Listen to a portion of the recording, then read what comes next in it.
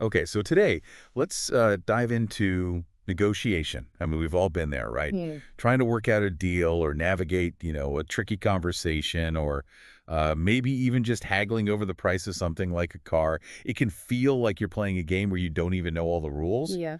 But what if I told you that the secret weapon you need in your negotiation arsenal is already within you? I like that. Today, we're diving deep into Chapter 5 of Mitch Jackson's Master the Art of Negotiation. Okay. It's called, and this is great, the secret sauce, listening and asking open-ended questions. Okay. And let me tell you, this chapter is less about, like those power moves and more about really understanding like the psychology behind persuasion. And expert speakers here to help us kind of unpack all of that. I'm ready. This chapter really resonated with me because it really highlights something that we often overlook in the heat of a negotiation, Oh, tell me more. the power of truly Oh, listening. I love that. Yeah. It's so easy to get caught up in what you're going to say next that you're not really listening. Yay. The book calls this active listening.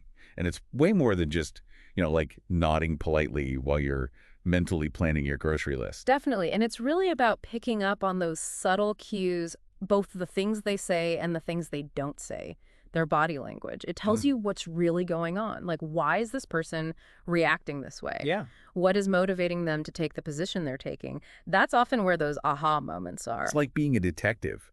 But instead of looking for clues at a crime scene, you're like looking for these hidden messages in the conversation. Exactly. And the book says one of the most effective ways to figure out those meanings is by mastering the open-ended question. Ooh. Think about it. If you ask a yes or no question, you're really forcing the other person into a corner. But if you ask a why question, well, you open up a whole new way to explore things. And that shift from yes, no to why can be huge. The book is a great example. Instead of asking, are you unhappy with the contract, which immediately puts them on the defensive, you could ask, what concerns do you have with the current contract? Yeah, it's subtle, but it's powerful because you're changing the whole tone with just a shift in like how you phrase the question. Totally. You're inviting dialogue, Yeah. you're showing a real interest in where they're coming from. And probably making them much more open to finding a solution that works for both of you. Exactly. Instead of being in a tug of war, you're partners.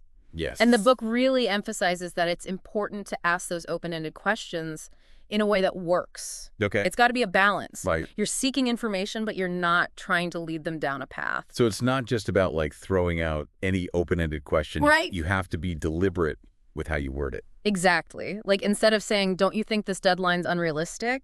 Which kind of sounds like you're blaming them. Yeah. You could say, what are your thoughts on the timeline we've set considering everything the project includes? You're shifting from placing blame to working together. It's like you're saying, hey, we're in this together. Yeah. How can we figure this out so it works for everyone? But what I think is really interesting is that this isn't only about the words. Right. It's also about what we say with our body language. Absolutely. Words are only one part of it. Right. Our nonverbal cues are huge. Yeah. Like our posture, what our face is doing, even just making eye contact can say so much in a negotiation. It's true. It's like they say, it's not what you say, it's how you say it. But in this case, it's also about what your body is saying at the same time. Yes, Right. exactly.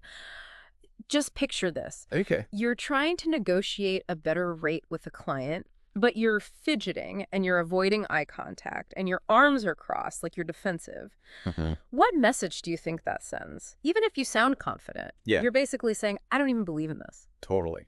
So how do we make sure our body language is working for us and not against us in these situations? Well, the book talks about this idea of congruence. Okay. It means like making sure your body language and your words are saying the same thing. So if you're asking for a raise, you want to project confidence, right?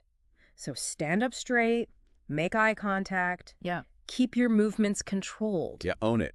Own it exactly. It seems like a lot of this is about like self-awareness too. Absolutely. Being aware of what you're doing without realizing it. Yes. And it's a two-way street.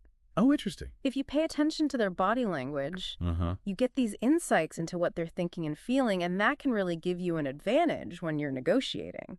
It's like you have this secret decoder ring Yes. to figure out what they're really thinking. Exactly. Okay, but what about when like things get a little heated? Oh, yeah. Not every negotiation is going to be easy breezy. Right. There are going to be times when there's tension or disagreements. Yeah. Maybe even someone raises their voice. Oh, yeah, you're right. Negotiations can get really emotional, and Yeah. that's where Jackson's advice is so helpful. Okay, how so? He says the key is to not get caught up in the drama.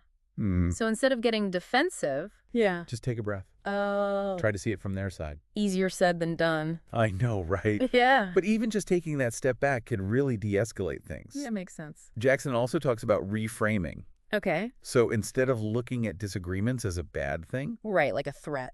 exactly, you see it as a chance to learn something new, Okay. to figure out what's really driving them. And sometimes that means like taking a break, Yeah, letting everyone cool down. exactly. It's like take a walk around the block, but it's more like take a walk around your own perspective. I love that. See if maybe there's another way to look at it. Yeah, totally.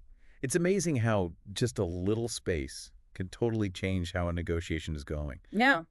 So to wrap things up, we've talked about a lot today. Active listening, asking smart questions, body language, even how to handle our own emotions when things get tough. Yeah.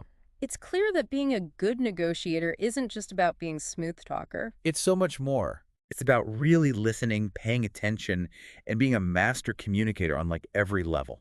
Yes. And I think the biggest takeaway from this chapter is that negotiation doesn't have to be a fight. Right. When we come at it with the right mindset, focused on really hearing each other and working together, Yeah, we can turn those tough conversations into something that benefits everyone. totally. It's like they say you catch more flies with honey than with vinegar. I love that. And it's not about being manipulative. It's about finding a win-win where everyone feels good. Absolutely. Well, this chapter has given us all a lot to think about. For sure. And it's obvious that being good at negotiation is a journey, not a destination. So true. So for our listeners who want to improve their skills and get better outcomes in all parts of their lives, check out Mitch Jackson's Master the Art of Negotiation.